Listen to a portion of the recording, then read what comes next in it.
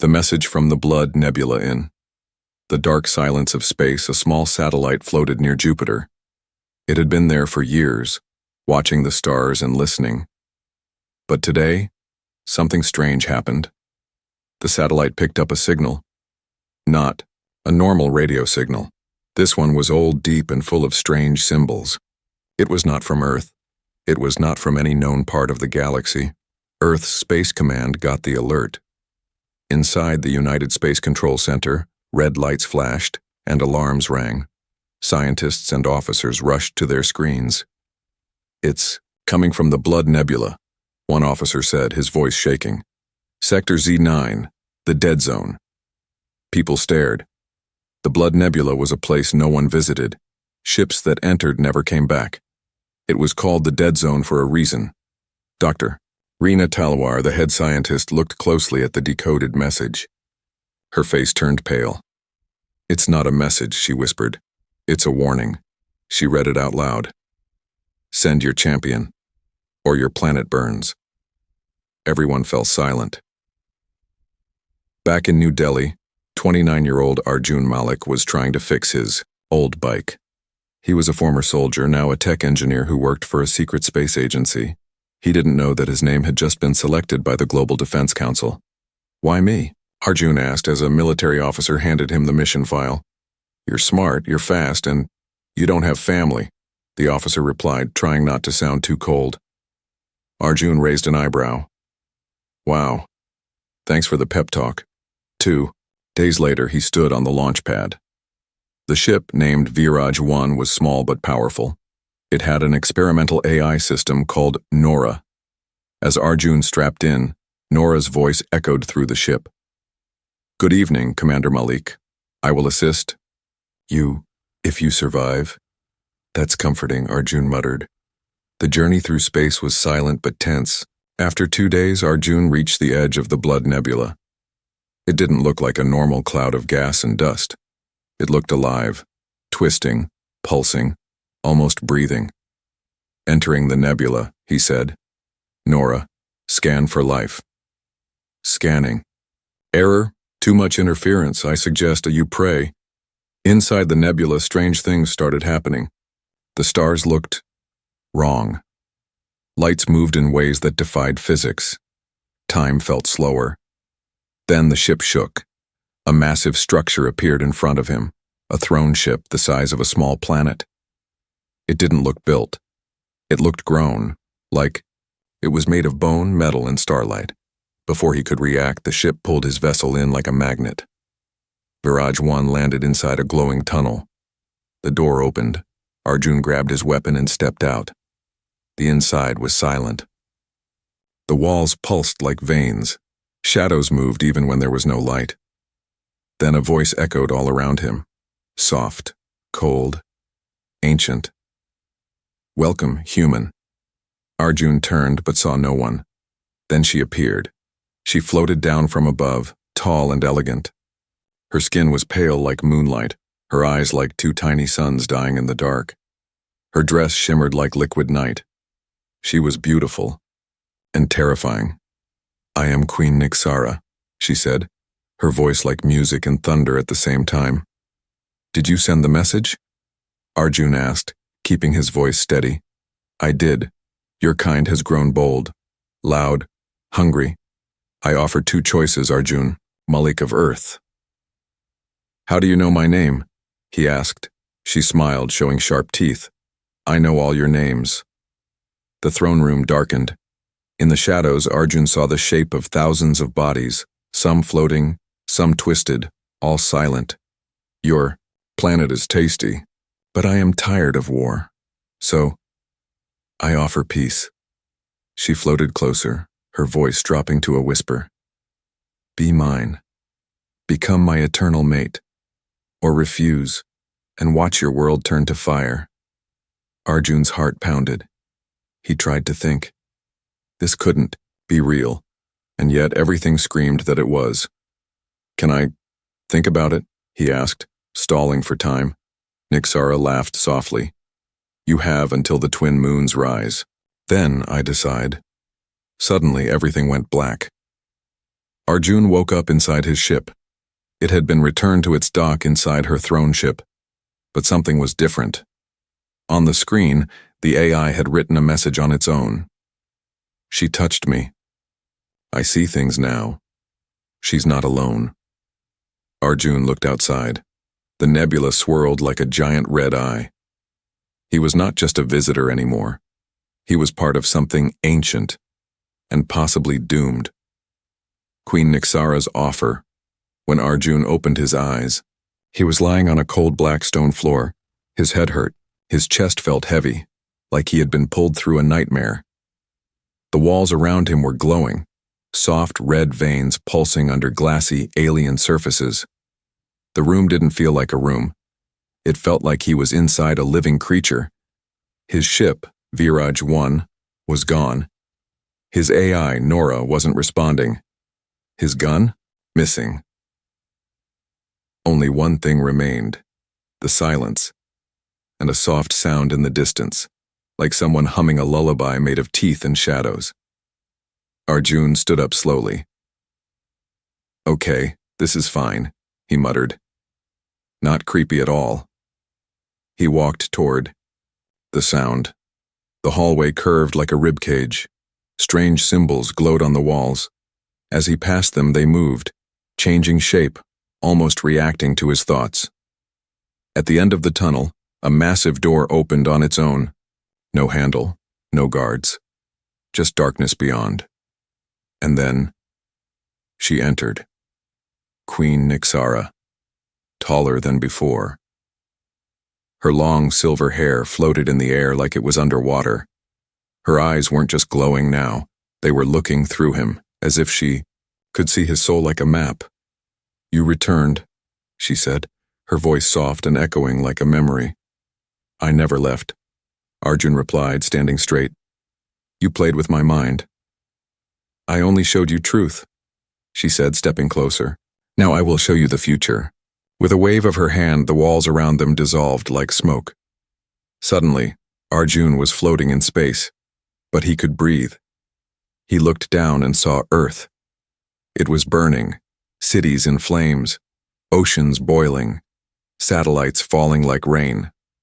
A fleet of dark bone-like ships surrounded the planet, feeding off its energy like leeches. No, he shouted. Make it stop. Nixara floated beside him.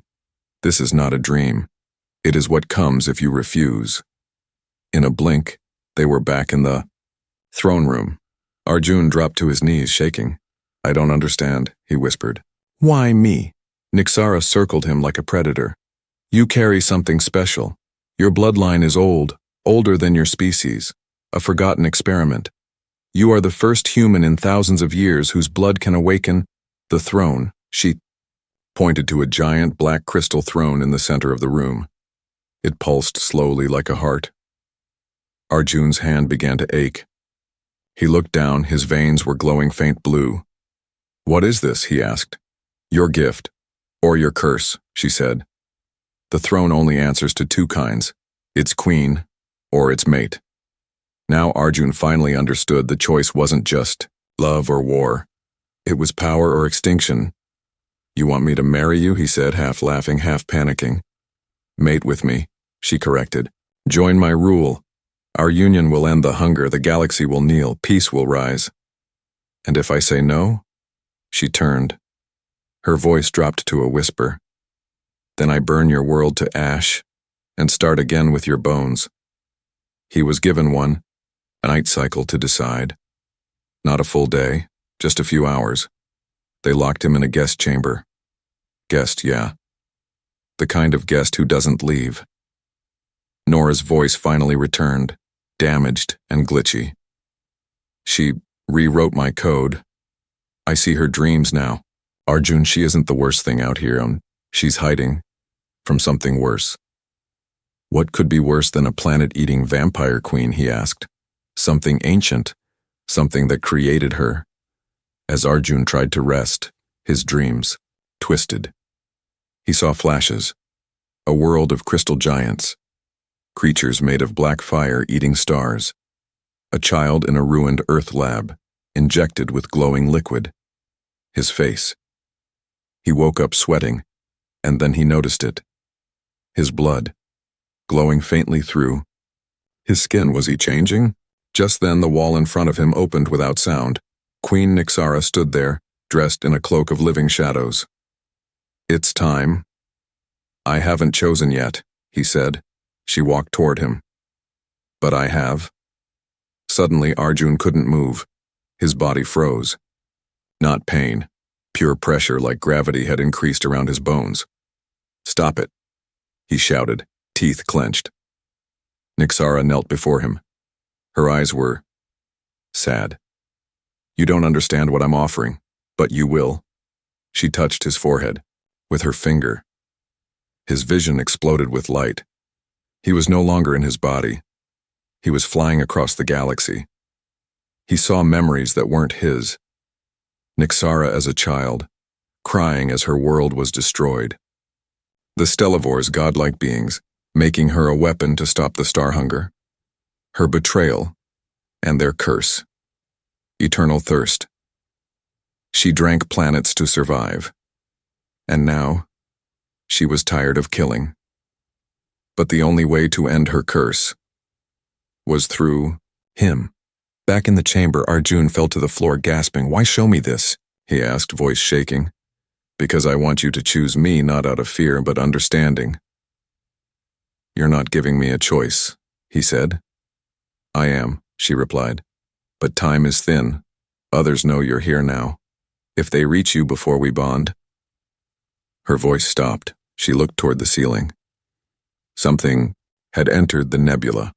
Red alarms began to flash. A new voice echoed through the ship. "Warning. Unauthorized life form detected." Nyxara's eyes narrowed. "No. It's too soon." She turned to Arjun. "You must choose. Now." The rebellion. In her blood inside the throne ship, alarms screamed like 1,000 voices crying from the stars. Queen Nyxara stood still, eyes glowing brighter than ever. Her voice became sharp. "It's here. It found us." Arjun grabbed the wall for balance. "What is it?" She didn't answer. Instead, she vanished, fading into smoke. Doors slammed shut around him. The ship shook violently, like it was afraid. 10 minutes earlier, in another part of the living ship deep below the throne room, cells carved from bone and metal held beings from across the galaxy. Some had wings. Others had no mouths, no eyes, just scars and memories. One cell had been silent for years, until now. Inside, a prisoner leaned forward, thin, pale, and wearing a cracked helmet. His skin was marked with rebel symbols. His name was Captain Vetra, and he had once commanded an army against Nyxara's fleet. He grinned as the lights flickered. "She's distracted." Finally. Back to Arjun. The ship guided him, not with lights or arrows, but by feeling. The floor pulled slightly like a weak magnet, urging him in one direction. He moved quickly, unsure if he was escaping or being led.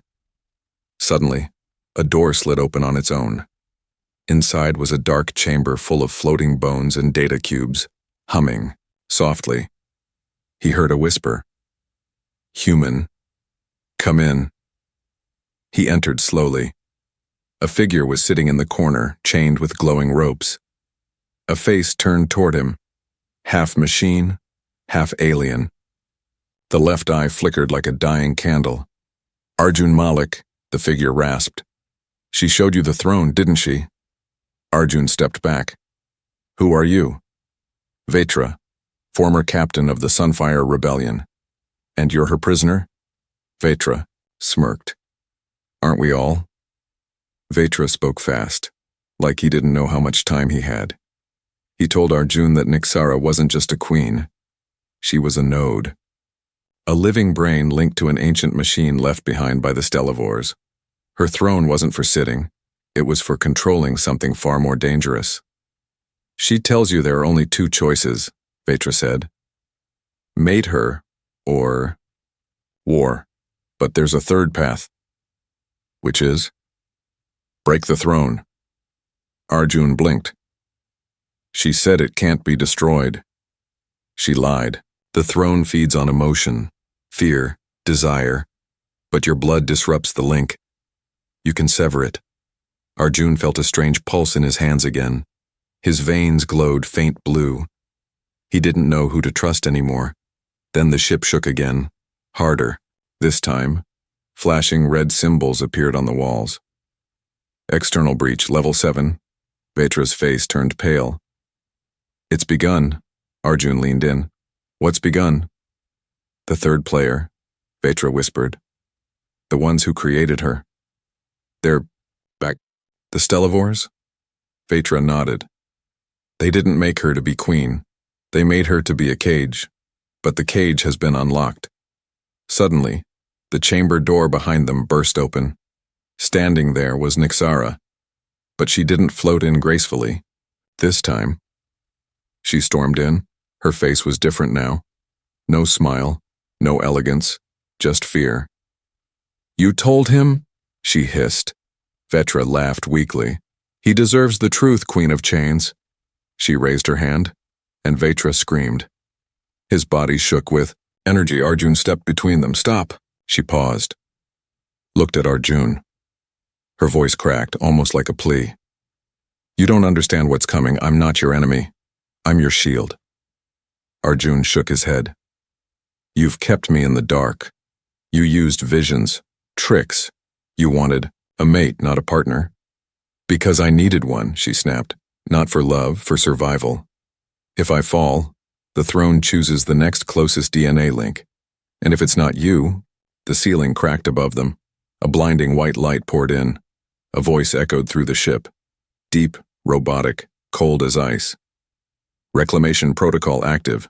Subject Nixara. Termination in progress. Nixara screamed, not in pain, but in rage. They're here. They want to finish what they started. Arjun grabbed her arm. Then tell me the truth. Everything. Nixara looked at him, and for once, there was no power in her face. Only loss. I was created to hold them back. Drank stars to keep their hunger locked. But it's not enough anymore. Why me? Because your blood unlocks the weapon hidden in the throne. Not a crown. Not a marriage. A weapon. And you wanted to use me. She nodded. Because you're the last human made with the original gene. You are not just a key, Arjun. You are the final firewall. Arjun stood there, torn. Help the queen who lied, or trust the rebellion that may be using him too. Then Vetra spoke again. Break the throne. End all of it. Nixara's voice rose. Touch that throne now and you destroy the galaxy's last line of defense. More alarms. A flash of white fire burst through the hallway. Something was cutting through the ship like butter. Nixara looked back. Her voice turned cold. They've entered the throne room. She turned to Arjun. Decide. Betrayal on the blood moon. The blood moon hovered like a wounded god above the shattered ruins of planet Valian, a place forgotten by most of the galaxy. Once a thriving alien colony, now only silence lived there. No sun, just red light from the nebula casting long shadows over jagged towers and frozen dust. This was the place Queen Nixara had chosen. She called it a neutral ground. But nothing about it felt neutral. Not tonight. Arjun Malik stood at the edge of the landing pad, his boots crunching on old bones. His heart pounded. Nora, now reactivated, buzzed inside his helmet. Readings unstable, moon structure is hollow, unknown energy below surface. He glanced behind him. Nixara was descending in her royal armor, flowing obsidian robes, silver veins running through her hands, her eyes like two dying stars, and next to her was Vetra, free, unchained, alive. Rebel leader joins vampire queen. Sounds like a bad joke, Arjun muttered. Punchline coming soon, Nora replied. I'm picking up a cloaked fleet in orbit. Arjun's eyes narrowed. We're being set up. The plan was simple, too simple. Nixara claimed that the throne's core, a machine buried beneath the blood moon, had to be activated by Arjun's blood. Only then could she shield the galaxy from the incoming stellivore threat. Vetra, now playing the helpful rebel, agreed. Too quickly. Something was off. Arjun knew it. But he played along, because deep down he had his own plan now. Inside the blood moon temple, the walls were made of living crystal humming softly like a pulse. The ceiling stretched high above with shattered stained glass panels showing a war older than time. Giants fighting machines, stars exploding, vampire-like beings bound in chains. At the center stood the throne core, a tall obsidian spike surrounded by 6 levitating rings, each spinning slowly like they were waiting. "Place your hand here," Nixara said softly, pointing to a pedestal. Arjun hesitated, then turned to Vetra. "You really trust her now?" Vetra shrugged. "We don't have to like each other. We just need to survive." "Funny," Arjun muttered. "That's exactly what a traitor would say." As Arjun stepped toward the pedestal, Nora's voice buzzed sharply in his ear. "Arjun, energy spike. One of the rebel ships. Just locked weapons. On you." He stopped. "Say that again." "They're not here for peace." Arjun spun around, just in time to see Vetra pull a small plasma blade from his cloak. "I'm sorry," Vetra said, "but the throne has to be destroyed. You can't be allowed to bond with it." "Wait, what?" Arjun shouted, stepping back. "You said the throne was the key to stopping the war." Vetra's face hardened. "It is, but not under her rule. Not with your blood. We can't risk another tyrant." "You mean you want to control it?" "Better me than a queen who drinks stars and a boy with glowing veins he doesn't understand." Suddenly, boom. The entire temple shook. The ceiling cracked. Dust fell. Red alarms flashed in Nixara's eyes. "They've betrayed us both," she whispered. "His fleet. He never called it off." "You think I didn't plan for this?" Vetra snapped. "My ships are set to bomb the temple.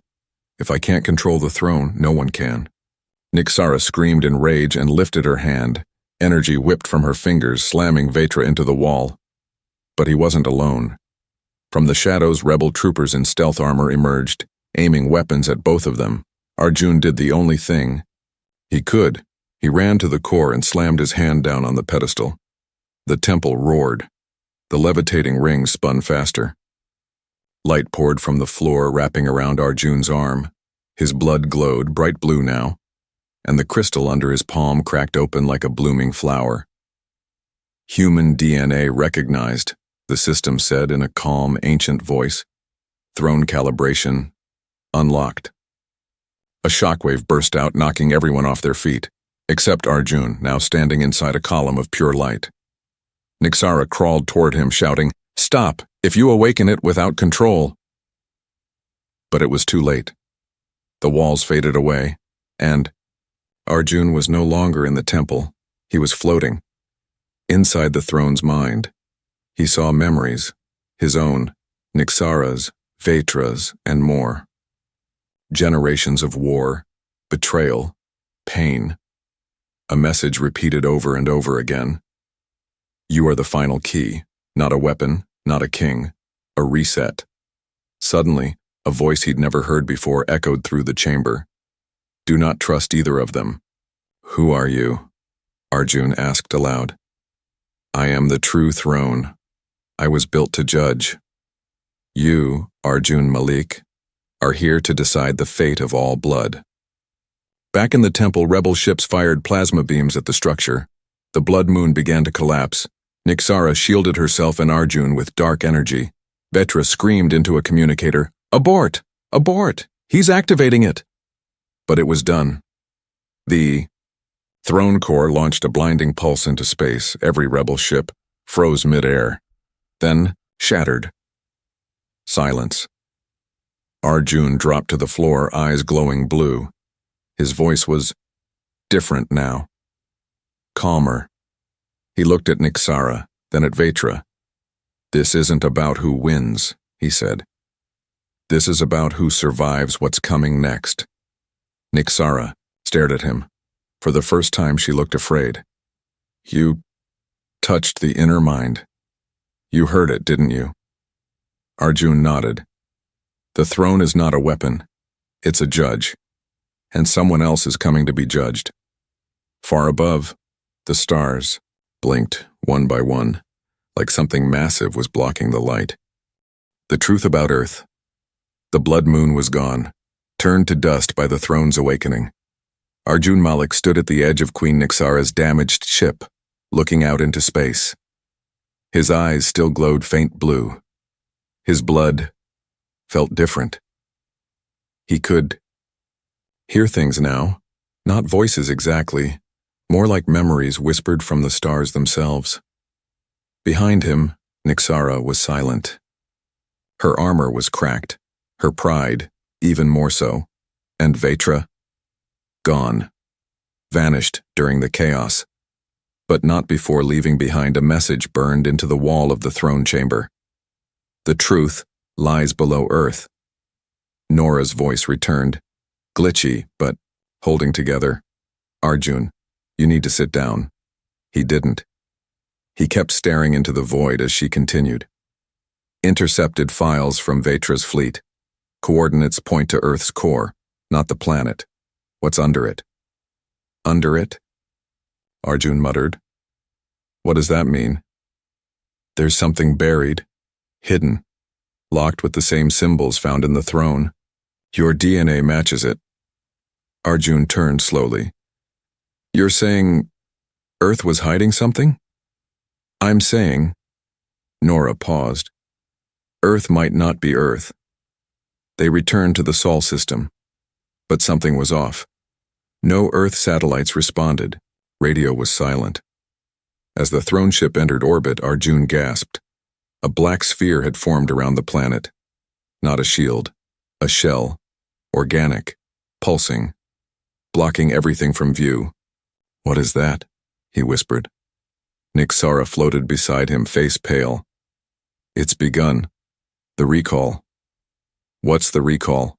She stared ahead, as if reliving a memory she tried to forget.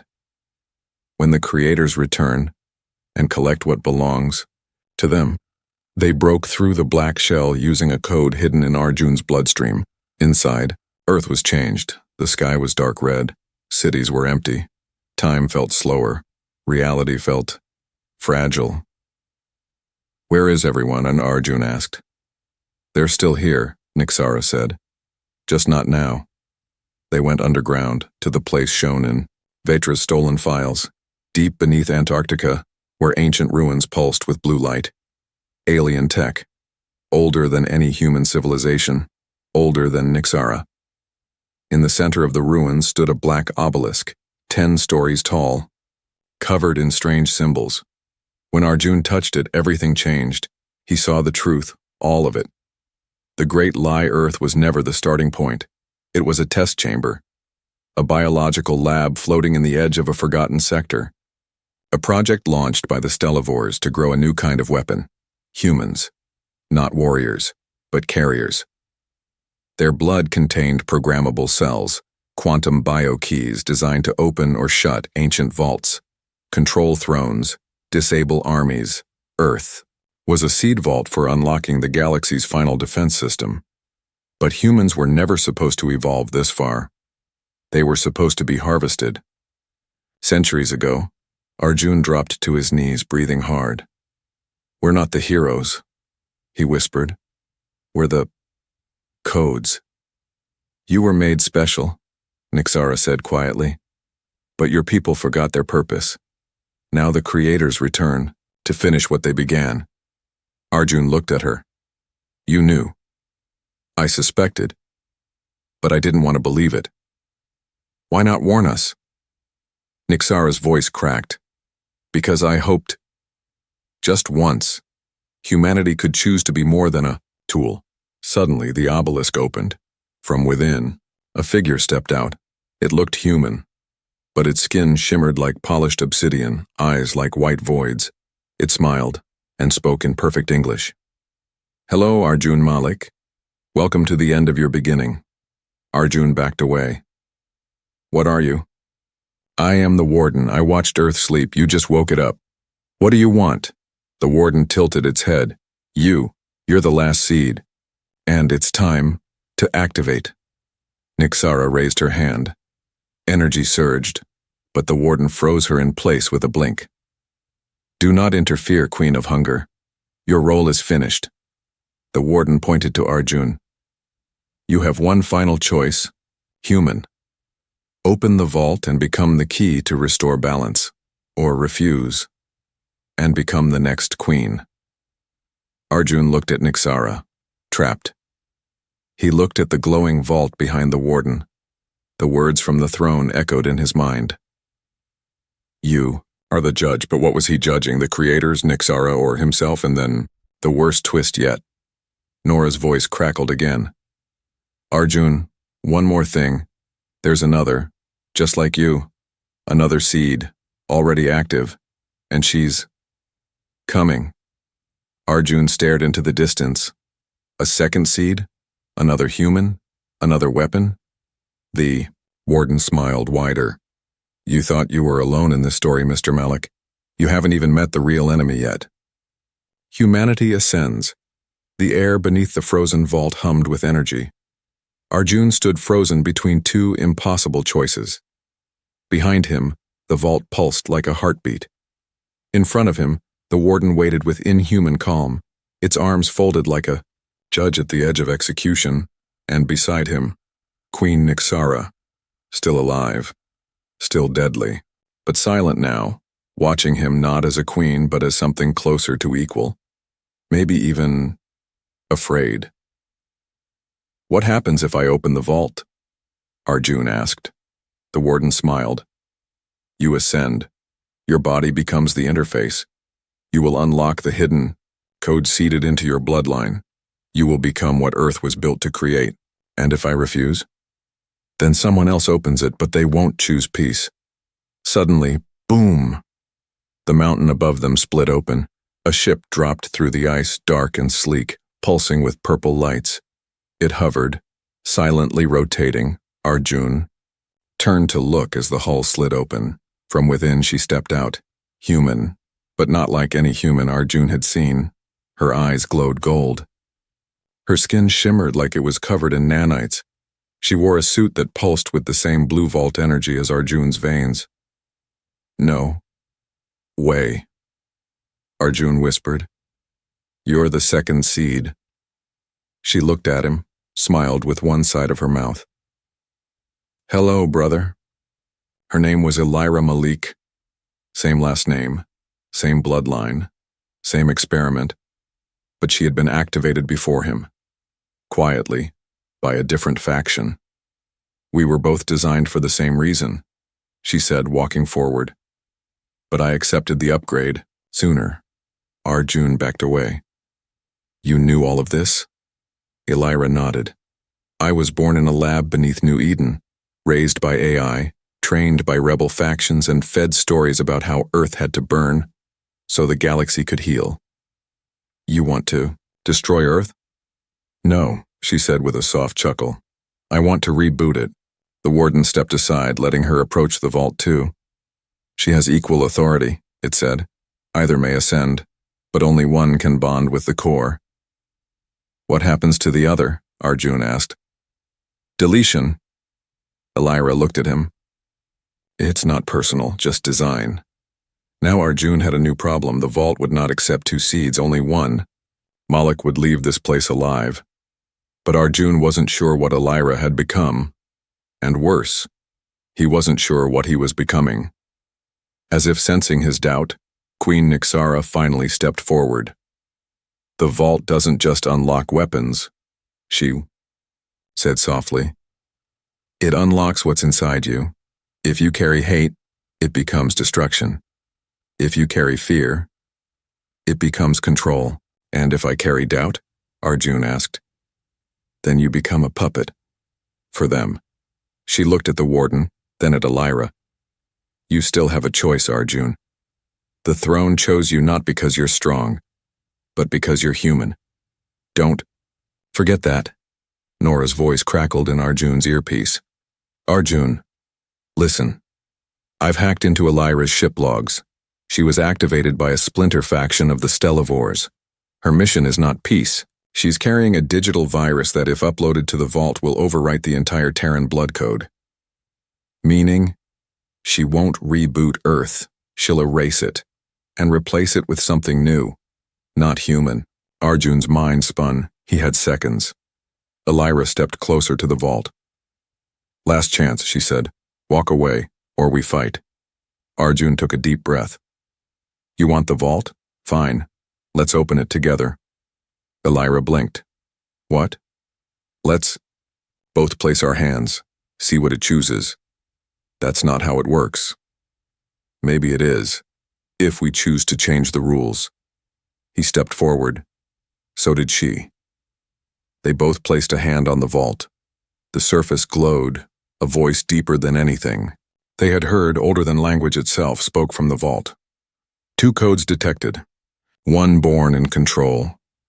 1 born in choice. The judge will rise. The light surged. Both were thrown backward. Arjun's body burned. His mind flooded with images.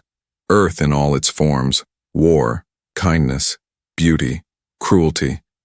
It was like the entire history of the species was being downloaded into him at once. He screamed. So did Elira.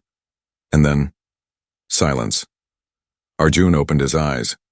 Elira was gone. No body. No ash. Just gone. The vault was open, and standing in its place was a glowing humanoid figure, floating slightly off the ground. It looked like Arjun, but older, wiser, ethereal. It spoke without lips. You have chosen balance. You are the ascendant seed. Where's my sister? She was consumed by her design. She chose force. You chose unity. What happens now? The figure stepped forward, merging with Arjun. Light exploded. His body shifted. Not into something alien, but into something more human than human. He felt power, but no hunger. He felt connection, but no chains. He felt complete. Nixara knelt beside him, but for the first time it wasn't out of fear or respect. It was awe. You're not just the key anymore, she whispered. What am I? He asked softly. You're the lock, the door, and the one who decides if it ever opens again. Above Earth, the black sphere cracked and peeled away. Sunlight returned. People reappeared, unaware anything had changed. But Arjun knew. He had become something new. Not a god, not a weapon, a guardian. But far beyond Earth, in the void between galaxies, new signal flickered to life. Coordinates, a message. Vault 02, seed corrupted, new candidate required. And something woke up. Something worse than the Stellivores. Worse than Elira. A shadow from before the stars. The Queen's mate. The Earth was still. The sun, gentle. But in Arjun Malik's eyes, the galaxy burned. He stood at the edge of Nixara's throne ship, floating high above Earth. Below, humanity went about its day, unaware they had almost been deleted. They didn't know about the vault, about Elira, or about the war that nearly erased their past. But Arjun knew, because he wasn't just Arjun anymore. He was ascendant, a living key, the last seed, the only bridge between creation and destruction. Queen Nixara appeared behind him, her cloak fluttering despite no wind in space. You carry it now, she said. The vault's will, Arjun nodded slowly. It's heavy, she smirked. That's how you know it's real. They stared at Earth together. You were made to open doors, she said. I was made to close them. And yet here we are, Arjun replied. Side by side, again. Because you still have one more choice. Arjun turned. What choice? She stepped closer. Her voice softened. You could end it now. Seal the thrones. Cut off the vault network. let humanity live free. And you? I disappear. My hunger dies. My people fade. You'd sacrifice that for peace? She looked down. I've tasted everything. In the galaxy. Stars. Blood. Power.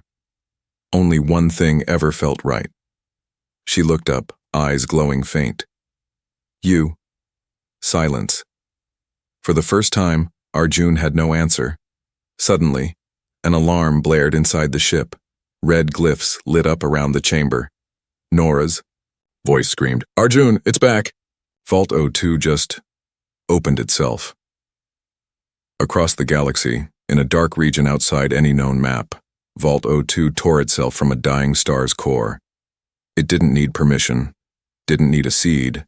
It birthed its own, and what emerged was not a human, not a queen. It was a being made from raw data, failed timelines, corrupted blood, broken gods. Every failed version of Arjun and Elira combined into one monstrous entity. Its name, the Echo King. Its purpose, consume the living seeds. Rewrite the universe. Back on Nixara's throne ship, panic spread. The Echo King is heading straight for Earth, Nora said. ETA, 6 hours. Arjun turned to Nixara. Can we fight it? No, but we can outthink it. She pulled a glowing blade from her chest, her heart crystal. Take this, she said. It's my anchor to the throne net. With it, you can rewrite the original protocol. And what will happen to you? She smiled, one last time. Every queen must kneel. To her mate eventually, she placed the crystal in his hand. You were never meant to destroy me, Arjun. You were meant to complete me. Later, in orbit above Earth. The stars turned black. A creature the size of a moon appeared, a twisting storm of code and bone, screaming through space like an error in the universe. The Echo King had arrived, and it spoke with 1,000 voices. You were never meant to ascend. Arjun floated alone before it, crystal in hand, body glowing like a small sun. Maybe not, but I did. The Echo King charged, so did Arjun. Inside the digital core of space-time, they clashed. Time broke. Memories leaked. Millions of Earths flickered into existence. Some ruled by Elira, others destroyed by war. One where Arjun was the Echo King. He saw every version of himself, but he chose only one. This one. The version who chose mercy, unity, humanity. In a final scream, he pushed the heart crystal into the Echo King's chest, the same place Nixara had once buried her hunger, and he whispered, "Goodbye. I forgive you." The Echo King shattered. The vaults closed. The throne network deactivated across the stars. Everything went quiet. Hours later, Arjun woke up, floating in space. Nixara was beside him, but faint, flickering like light on water. I gave you everything I had, she said, softly. Are you dying? No, she smiled. I'm evolving. She reached for his hand. You didn't become my weapon, Arjun. You became my answer, my mate, not in chains, but in choice. They kissed, not in fire or fury, but in stillness. 2. Beings once designed to destroy each other, finally choosing peace. Epilogue. A year later, Earth is rebuilding. No one remembers the black sphere, but they feel something has changed. Technology is faster. War is rarer. People are dreaming bigger. In orbit, hidden in a cloaked ship, Arjun and Nixara watch quietly. No throne, no crown, just guardians. And in the distance, far beyond known space, a new vault flickers to life. Not a threat, not a weapon, a beacon, for those who still believe in choice.